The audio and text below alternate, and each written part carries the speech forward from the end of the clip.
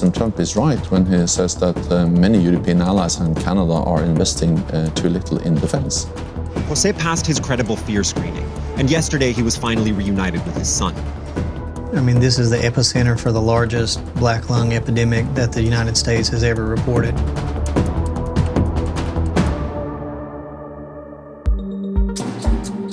Paul Manafort's cozy prison lifestyle undermines his request to delay his trial, according to the special counsel. A court filing says Manafort has a private room and bath, his own phone, computer, and workspace, doesn't have to wear uniform, and that he bragged on a call that he's being treated like a, quote, VIP. Following the Trump administration's threat to put tariffs on up to $200 billion worth of Chinese imports, a member of Beijing's Commerce Ministry quoted Michelle Obama, saying, "They go low, we go high." While Washington and China exchange tariffs, Japan and the European Union are about to drop theirs, entering into an agreement to create the world's largest free trade zone, accounting for a third of global GDP. The 12 boys rescued from a flooded cave in Thailand are now in a hospital isolation ward where they're being quarantined for risk of infection. The Thai Navy SEALs released the first video showing how they pulled off the rescue. The execution of convicted murderer Scott Dozier is on hold after a Nevada judge sided with the company whose sedative would have been part of the drug cocktail used to kill him. Alvogen accused the state of obtaining its drug deceptively and says it doesn't want its products used in executions.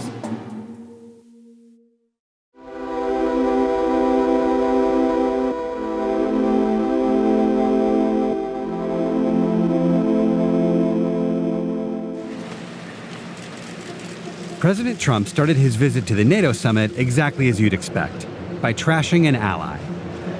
But Germany, as far as I'm concerned, is captive to Russia because it's getting so much of its energy from Russia. He also confronted his host, the NATO Secretary General, about other members' contributions to collective defense.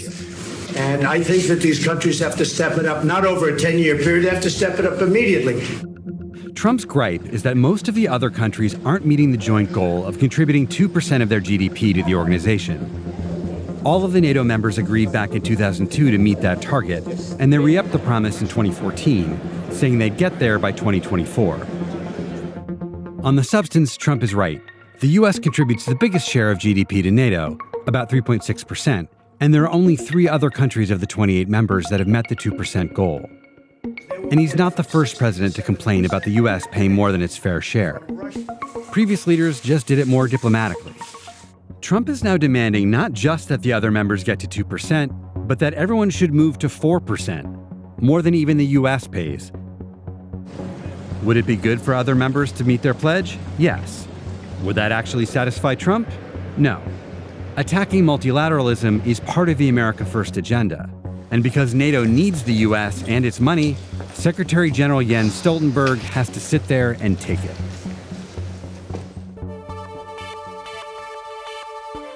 You seem to be focusing on unity with the United States and trying to show why NATO and the United States are so great together. Has it got anything to do with Donald Trump and what he's been saying recently? It has something to do with the fact that some question the strength and the unity of the alliance, and we see some real disagreements on important issues, like, for instance, trade, or the Iran nuclear deal, or climate change. I'm confident that we will be able to make important decisions on substance, on the high readiness of forces. We have seen that the US is actually increasing their military presence in Europe since President Trump took office. He's also threatening to withdraw troops out of Germany. Well, I am confident that he and the United States is and will remain committed to European security, to NATO, because that is in the interest of the United States. And I said, you know, Angela, I can't guarantee it, but we're protecting you, and it means a lot more to you than protecting us, because I don't know how much protection we get by protecting you. His rhetoric appears to be fundamentally rooted in a disagreement with multilateral cooperation, which is at the heart of NATO's founding treaty. President Trump is a different politician. He has a very direct language, and he has stated earlier that he thought NATO was obsolete. But When I visited him in the White House the first time, also last year, then he stated clearly that he used to say that NATO is obsolete, but NATO is not longer obsolete. So, but he has a history of contradicting himself as well. But for me, what matters is actions, what actually we're able to decide and do together. And the reality is that despite language, rhetoric, and so on, what we have seen from both Europe and from the United States is that we are doing more together. We are strengthening the alliance. So you're not worried? We are 29 allies, and sometimes we disagree on different issues. But the strength of NATO is that despite these differences, we always are able to unite around our core responsibility to stand together and protect each other. We're protecting everybody, and yet we're paying a lot of money to protect. Now, this has been going on for decades. This has been brought up by other presidents, but other presidents never did anything about it. Does he have a point? Is NATO a bad deal for Americans? NATO is a good deal both for Europe and North America. But President Trump is right when he says that many European allies and Canada are investing too little in defense. That's exactly why we have agreed to do something about it. You have 8 member states which are either achieving 2% of GDP spending on defense or are on their way to getting that. That still leaves you with 21 member states that don't, including Canada, including France, including Germany. That doesn't seem like much progress. But even those who have not yet reached 2%, all of them have started to increase in real terms. Also, President Trump has recognized that. He has publicly stated that the money is pouring in. And I am actually also commended him for his leadership on defense spending. It is having an impact. So there are differences, there are disagreements and so on, but all allies agree that those who spend less than 2% have to spend more. The good thing is they have started to do exactly that.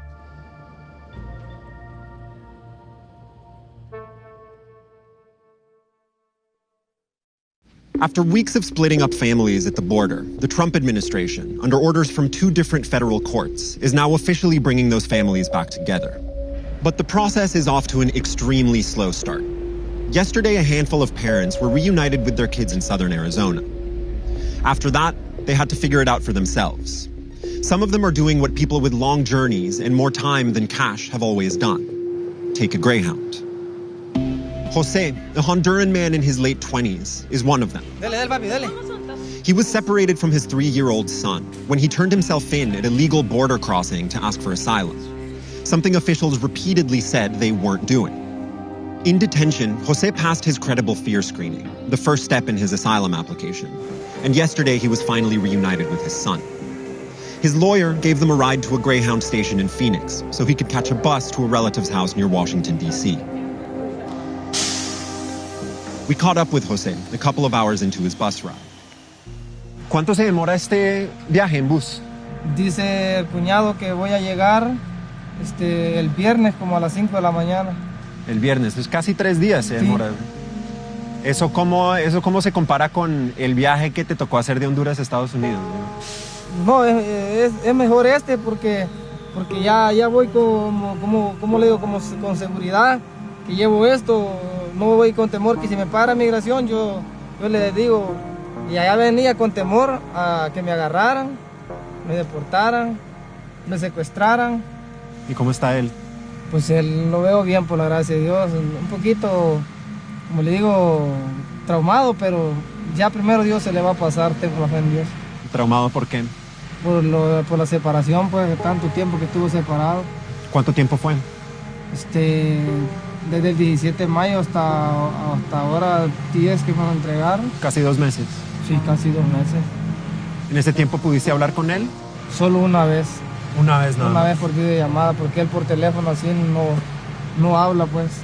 Y cuando dices que lo ves traumado, discúlpame la pregunta, pero ¿me puedes explicar un poco qué quieres decir? Sí, porque a él lo miro como que me va a tocar llevarlo con un psicólogo, pues, para ver, porque él su mente la tiene confundida, pues, por la soledad que él pasó, que no estuvo con el amor del padre ni de la madre, y él estuvo olvidado, pues, va a pensar que yo lo había abandonado.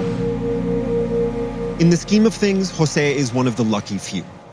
Dozens of parents have already been deported without their kids, and many more have failed their credible fear screenings, meaning that even if they're reunited and released, they're likely to be deported soon. Jose, on the other hand, will see his case go through the immigration courts, which could take months. In the meantime, he'll wear an ankle bracelet, live with his brother-in-law, and try to deal with the aftermath of all the things he and his son lived through in the last few weeks.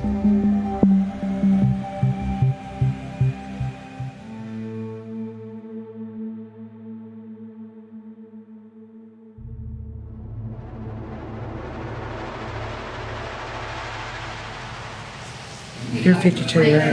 Yeah. That's what I thought, 52. Michael Sizemore is a father of two who worked in coal mines for nearly 2 decades. Earlier this year, he had to leave his job because of health problems, including breathing issues. Today, I'm here to do a black lung test to see if I have black lung. Hopefully I don't. Yeah, hopefully you don't. I mean, it's scary, because I hope you don't. Right, I'll let you stand right up here. Okay, roll your shoulders in. I'm gonna raise this up. Take in a big, deep breath. Hold it, don't breathe. You can breathe. You can have a seat in the chair, just let me check. Michael's visit to the doctor isn't uncommon in Central Appalachia, which is enduring the largest black lung epidemic in a generation. Hey, Michael, how are you? All right. I'm Dr. Crum. I'm going to be reading your chest x-ray today, okay? Before becoming a radiologist, Brendan Crum was a fourth-generation coal miner. He was also one of the first doctors to spot the epidemic. You had about 20 years on the surface? Yep. And the most common thing that you did on them 20 years was highwall miner? All done. Highwall miner. The cause of black lung disease is well established. It's triggered by tiny particles of coal and rock dust that are inhaled and then settle in lung tissue. These particles cause the lungs to scar over, limiting their function. There's no cure for the disease, and healthcare costs vary. But for advanced cases, the only treatment option is a lung transplant, which costs an average of $1.2 million. So it's usually a very gradual, slow, agonizing death. You start dropping your oxygen levels, which will eventually lead to suffocating, just suffocating to death slowly. What is most concerning for me when I first, brought this about a couple of years ago is seeing individuals actually as early as their late 20s. How bad is it right now? I mean, this is the epicenter for the largest black lung epidemic that the United States has ever reported. Coal is their life and their livelihood. The black dust of the mines, their own familiar mark of distinction. Since federal regulations were put in place in the 1960s, there's been a significant decline in black lung, and a significant increase in coal miners being used as political hood ornaments. I see over here, Trump digs coal. That's true. That's true. I do. Today, there are around 20,000 coal miners in Central Appalachia, and 1 out of every 5 long-tenured worker has black lung. The disease is also more fatal than it's ever been. CDC epidemiologist Scott Laney has been tracking its rise over the last decade. This is not your grandfather's black lung. Increased mechanization has caused the dust to be finer. When you increase production by 400%, you're increasing those exposures by the same in a much shorter period of time. It's therefore killing people faster and at an earlier age. Yeah, I think that's very evident. The thing that makes it frustrating is that we know the population at risk. Mm-hmm. We know the cause of this disease, and there's no sign that we'll be stopping anytime soon. Now put your arms just down by your side. Roll your shoulders in. To pay for treatment, miners often apply for state and federal workers' comp benefits, which are paid for by coal companies. To do that in Kentucky, their x-rays have to be assessed by a doctor who's obtained a specific certification to detect black lung. Dr. Crum has that certification and has diagnosed black lung hundreds of times. As a radiologist, he's uniquely qualified to read x-rays, but a law that goes into effect on July 14th changes that. It makes it so only pulmonologists, doctors who specialize in lung disease, can give diagnoses for workers' comp claims, cutting the number of eligible doctors serving the entire state from 11 down to 5.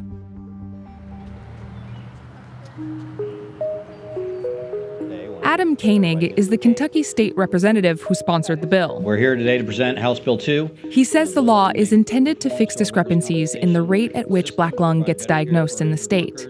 When presenting the bill in committee in March, he sat next to the president of the Kentucky Coal Association, who also weighed in. But based on some of the stuff I've heard here, it's very divisive remarks to think that the coal industry's out here trying to limit benefits to our miners. What is the difference between how a pulmonologist screens for black lung and how a radiologist screens for black lung? That's a very specific detail that I can't answer. I just know that obviously pulmonologists have additional specialty in lung disease. There's a cluster of black lung in this state. Doesn't it kind of seem like a problem to have less doctors that people can access now?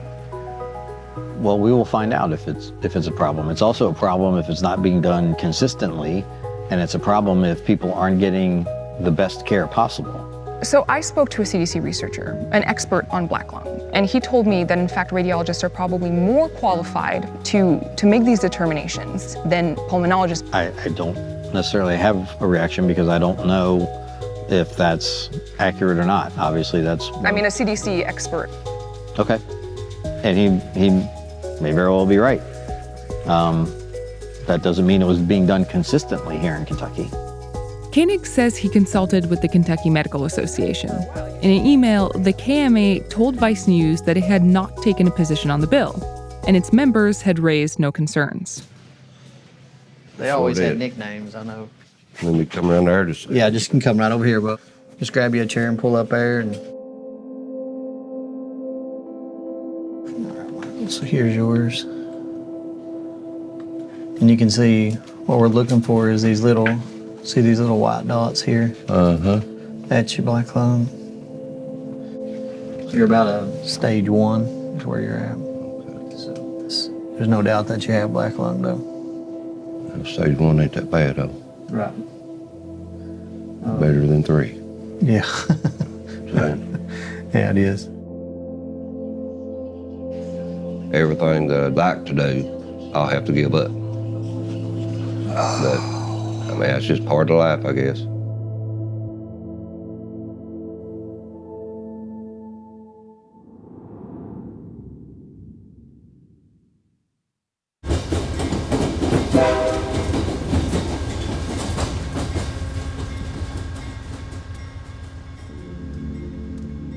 At a hearing in Washington today, officials from the National Transportation Safety Board met with some of the people who manage America's railroads to get to the bottom of 2 deadly back-to-back crashes this past winter. In December, 3 people died after an Amtrak train went off a bridge in Washington state. And in South Carolina in February, an Amtrak train plowed into a parked freight train, killing 2 people. But investigating the South Carolina crash illustrated a quirk of our national passenger service. The fact that Amtrak doesn't own or control the vast majority of the tracks it operates on. Amtrak uses more than 21,300 miles of track to take people places. And almost 97% of that track belongs to other railroads, mostly 6 big private companies, which move things like coal, lumber, chemicals, and food. That's because private rail companies built the U.S.'s train tracks. They used to run passenger trains too. But starting in the 1950s, ridership plummeted, and many found themselves bankrupt or on the brink of financial collapse. In 1971, President Nixon took passenger service off their hands with the Rail Passenger Service Act, which created Amtrak, meaning rail companies could focus on freight, which is much more profitable. But Amtrak's mandate was rail service, not rail infrastructure. The tracks themselves stayed in the hands of the companies that built them. So when Silver Star train number 91 was making its way to Miami on February 4th, it was traveling on rail owned by CSX, a private freight company. The Amtrak crew had to ask permission from CSX dispatchers to keep going. The CEO of Amtrak said in February that CSX was responsible for the locked switch, which diverted Amtrak 91 and ultimately sent it head-on into a CSX freight train. CSX told Vice News that they're fully cooperating with the investigation, but have no comment while it's pending. Even if a freight railroad causes an accident, though, it's Amtrak that's likely to pay, thanks to no-fault liability deals between the agency and the private companies whose infrastructure it depends on. Now, rail companies are up against a year-end deadline for something that might have prevented what happened in South Carolina: positive train control. It's a safety system that automatically stops or slows down a train. Back in 2008, Congress passed a law making it mandatory by 2015. Amtrak has already installed PTC on most of the tracks it controls. But the freight industry lobbied for more time. And although CSX was trying to install PTC at the time of the February crash, the industry has been criticized for being slow to implement the life-saving technology. It just might be the time to speed that up.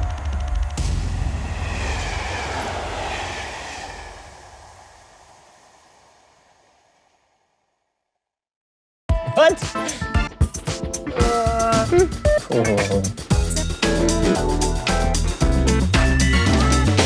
Am I gonna have a bunch of people hating me after this? We know what for and why. That's lifestyle. 'Cause the monster eats its young. I love it. I've never heard of that band before, but I think it was really musical, very creative. At first I was gonna say only the left side works with the headphones, but I guess that was intentional. It has a little touch of country. I couldn't focus on the lyrics, but I never can unless they're really terrible. If you're here with me through it all, 'cause we made it home, we made it home. Somebody made it home. Who made it home? I hope he had a good trip. His voice is very smoky. Could be cigarettes or other things. Or maybe that's naturally his voice. It's very thick in a male vocal. I like thick vocals generally.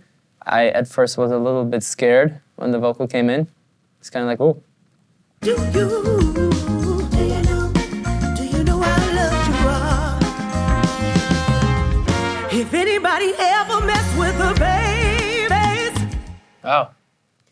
Amazing voice. It's very throwback. The instrumentation reminds me a little bit of older George Benson kind of stuff. Really talented. Made me move. And it's not wrong, but it's not